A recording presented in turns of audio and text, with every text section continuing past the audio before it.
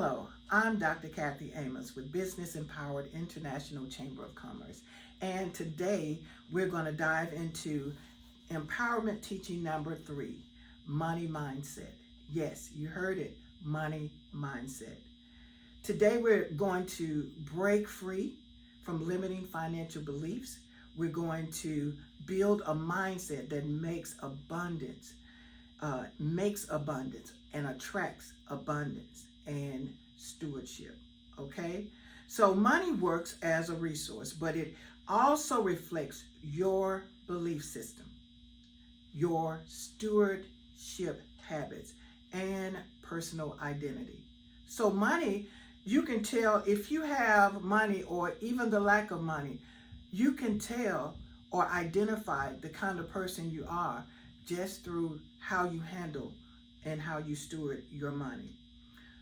The scripture says, Proverbs 23:7, as a man thinks in his heart, so is he. So the way we think about things is what's really in our heart. And that's what we want to deal with today. When you talk about money mindset, you're talking about what's in your heart. And so we want to have a renewal in our mindset regarding finances so that we can begin to have a successful drawing in of finances, if I can say that. We want to have a renewed mindset. We want to have a renewed financial life so that we can begin to draw in or pull in or attract the kind of money that we would really, really desire to attract. So what is a money mindset?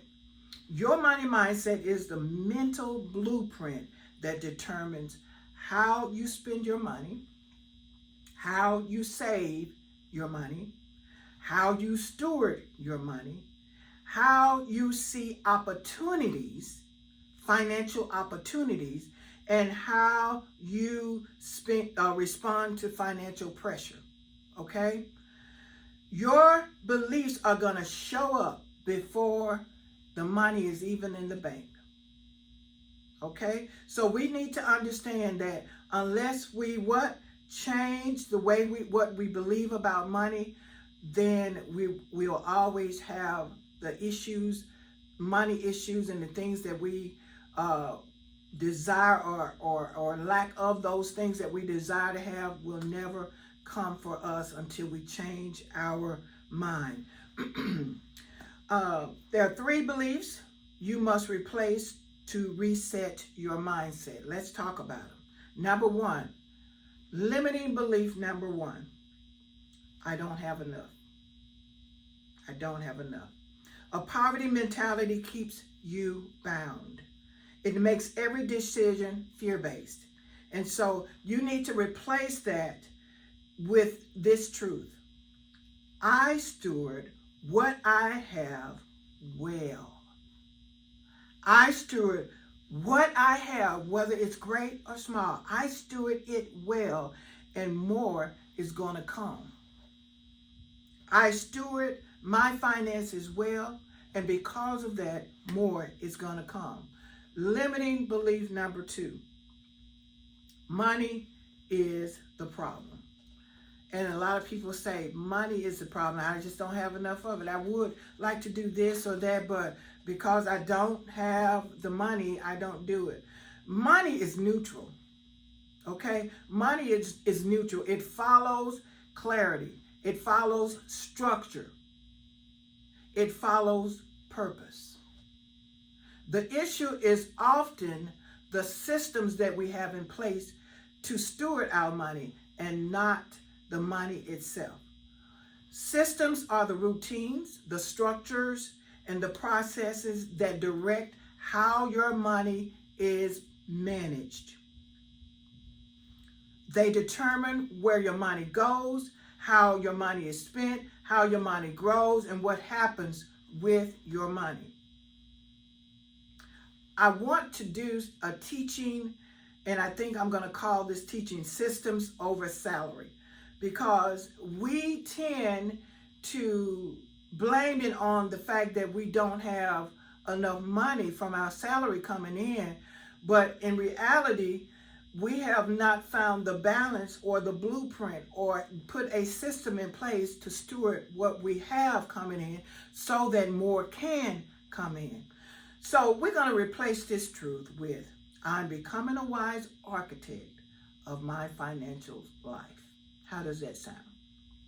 I'm becoming a wise architect of my financial life. And then we have limiting belief number 3. I'm not good with money. I'm not good with money. This belief develops and shapes unhealthy habits.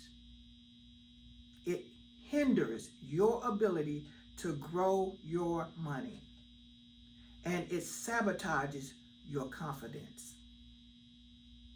So what we're going to do, we're going to replace that limiting belief with this.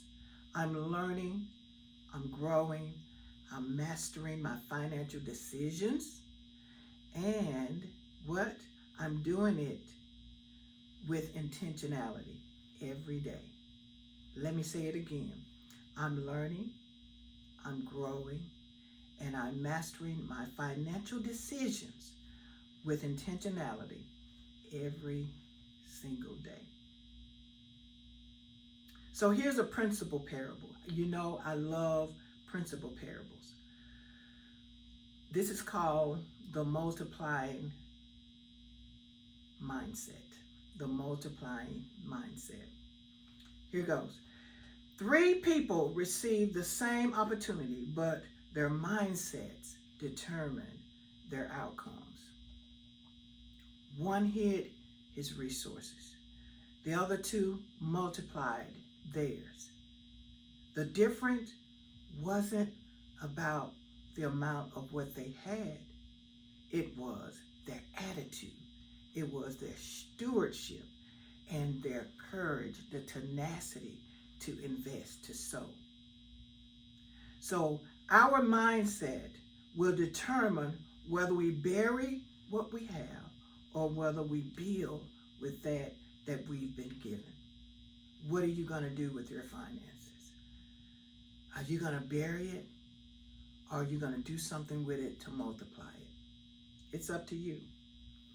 Here are 4 foundational principles that will help you cultivate a strong and healthy money mindset. Number 1, awareness.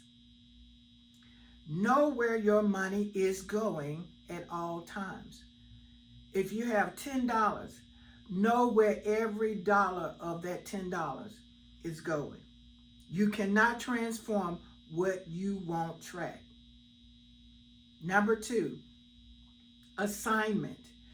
Give every dollar a mission. Give it purpose. Purpose creates discipline. When your money is on a mission, it also gravitates toward your purpose, your vision, what you have put before the Lord to say, I want this. Will you bless me with this car, with this home, with this business? Okay? Number 3, accountability. Set goals and review them weekly.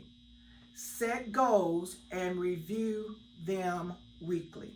Small reviews prevent big regrets. If you don't take a look at what you put in place for a goal, you will soon forget the goal. And rest assured, there are enough distractions out there. There's enough online shopping out there that will steer you in the direction that you don't need to go when you're working towards your goals. Number 4, appreciation. Celebrate progress, not perfection. We're all going to make mistakes, but what we don't want to do is we don't want to get into a rhythm and a flow of trying to be perfect, okay? Let's just celebrate the small wins. Gratitude attracts growth. Be grateful that you were able to manage for the first week. Let's try it again the second week. Let's hold fast. Let's hold it in the road, like they say, and just keep it moving with what we have in front of us. So today's empowerment challenge is to identify one belief about money that has limited you.